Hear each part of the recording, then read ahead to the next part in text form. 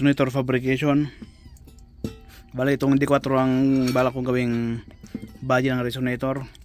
So kailangan, at gagawa ko ng stainless na resonator. So maganda naman yung itong visual nya. Yan. So sukatin natin kung yung diameter nya guys. So lumalabas dito ay sabihin na natin ano to guys, 11 no. Yan guys, 11 times 3.14 equals 34.9. Pero gawin ko na lang na 36 guys. Yan. Para maganda yung number niya, 36. Ito guys, ito yung nakakabit dito sa sasakyan guys. 1 foot. Okay, so 1 foot. Pwede na rin.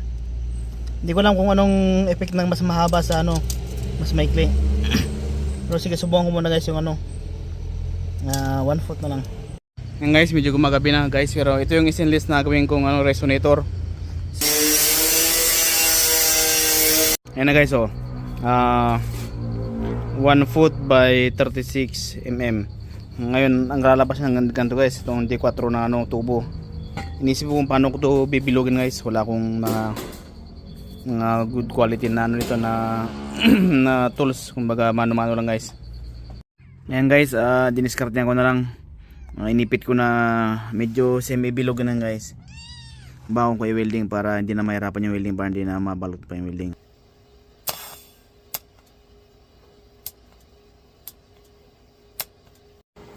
Ayan guys, oh. Same round.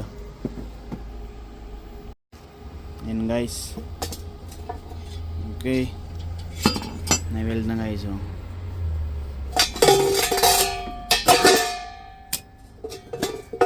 At least same round na siya guys, oh. Ayan guys, oh, yan, oh. Na-TIG weld ko na to. Ngayon kailangan ko na lang pupukin to para bumaba. Isa lang ko yan guys, tapos pupukin ko. Ito guys, tapos na medyo at least hindi na siya ganong kanto. So paglalagyan ko ng bilog dito sa dulo, yung end cap nya, bubuka niya na yan guys. Hindi na siya lalaban. Ito talaga mataluwis pa.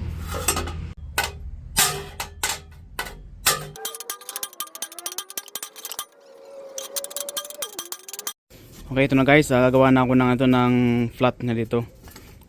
End cover nya. Parang ganito rin kalaki yan kasi dito ko man sinukat yan eh. Nilagyan, ginamitan ko pa nga ng ano yun, ginamitan ko pa ng pi para makompute yung diameter nya, 3.14 yan. Pero mukhang kulang yan, kailangan ko pa isa. So marami pang scrap dito na stainless to guys. Oh, di ba? Yan stainless. Mga 322 yan. Original stainless. Ay 304 yan. Okay, yan na siya.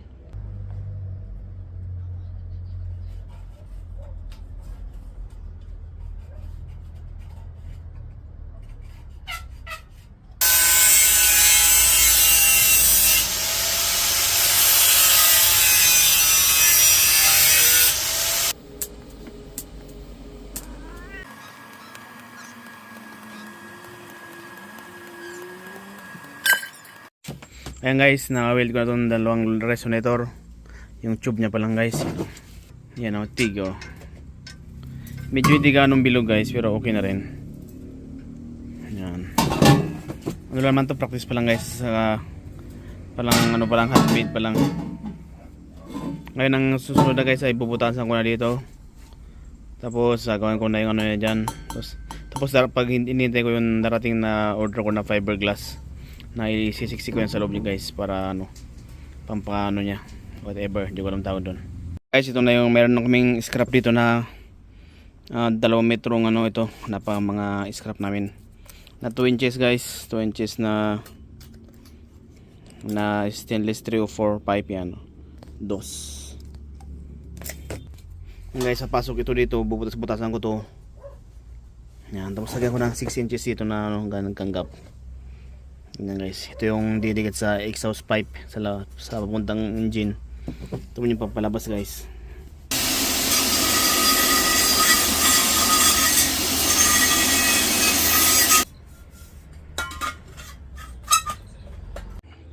Ayan guys, nabutas ko na itong yan. Ito isa nga, naipasa ko na rin guys, you know. Kailangan ko na lang gawin guys ay butas-butasan nito. Butas-butasan nito. Para yung pasok dito may butas-butas. Gamit ako ng TIG. Nabibili naman niya guys pero wala nang panahon, mga ilang araw pa bago dumating. Ito na lang gawin ko guys, butas-butasan ko na lang. Okay na sa akin 'yon. Ito na yung yung end pipe. Yan. Ano ang tawag diyan? Tail pipe.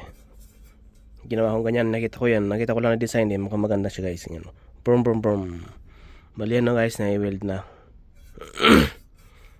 At ito naman yung isang on the process pa lang guys, yan, wine-welding ko pa lang.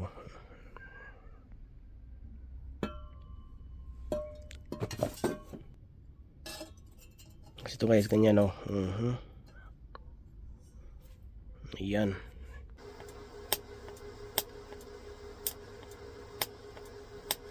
Ito guys, nagawa ko na para sa kilikili.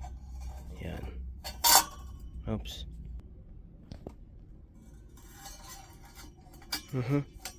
You know. Ayos. Oh, diba? Well.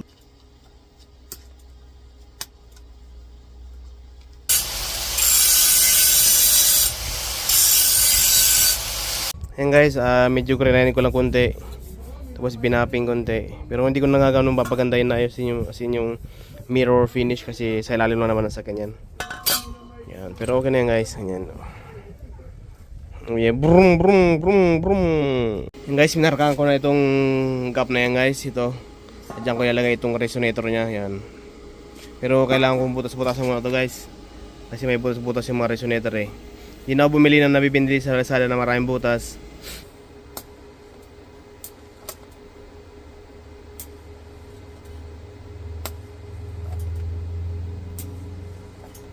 Na guys, na butas.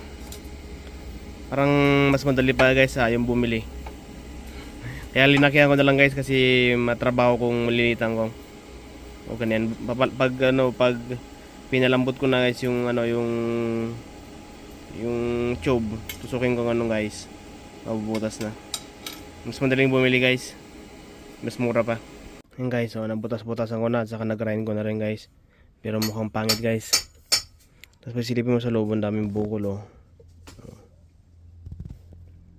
Ayaw, hindi ko type guys. Parang mas magandang bibili na lang. Guys, yung aking fiberglass na order sa Lazada. Buksan ko na. Para may lagay ko na sa loob ng resonator. Mura lang naman guys. Oo, lang 5. Yung siguro ng 2 yun.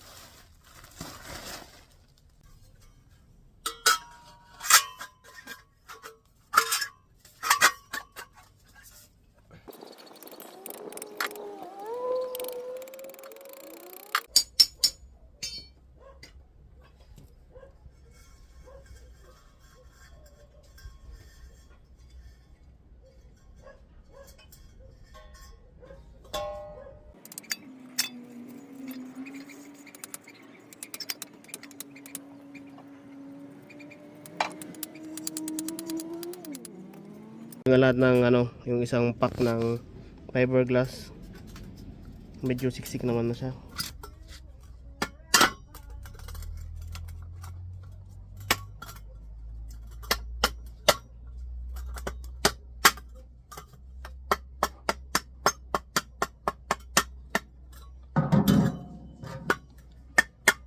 Yeah guys, homemade handmade na resonator. Boom boom boom boom boom boom boom boom boom boom. At ito na guys ang last part para sa resonator. Gawa ko ng mounting niya dito. Yan. Parang tainga-tainga niya guys. Yan, ito yung resonator natin. So, ito na yung mga nagawa ko. Ayusin ko na lang para may lagay na ganyan guys. At ito guys yung scrap na nanapang ko na pwedeng i-salvage yan. Sakto lang siya.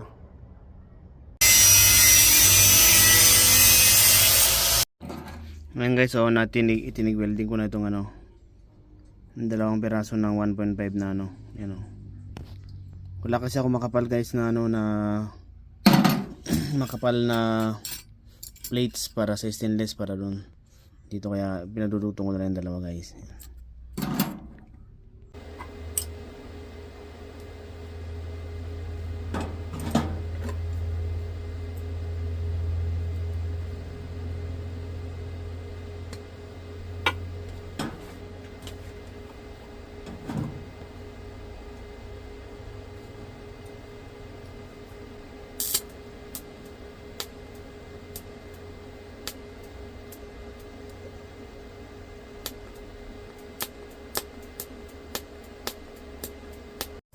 Yan guys, parang na-auto na dito sa amin, no guys, walang kuryente. Kaya, pero na-spot ko naman to, sakto ni-spot ko na wala nang kuryente, kaya parang ganyan na rin lang siya guys. Para matapos ko na lahat tong video. Yan. Bale, may weld na rin yan. Ganito rin naman ang weld niyan eh.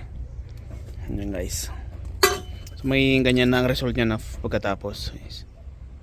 Resonator, homemade, handmade, first time. Yan guys, so okay na ba? Okay guys, so ayan. Handmade guys, fabricated, homemade. First time ko lang to guys. Kaya second time siguro mas maganda na. Okay guys. Okay guys, wait for the next vlog kung saan ay sasalpak na to sa sa totoong sakyan sa exhaust. Ganun ang tunog dito guys.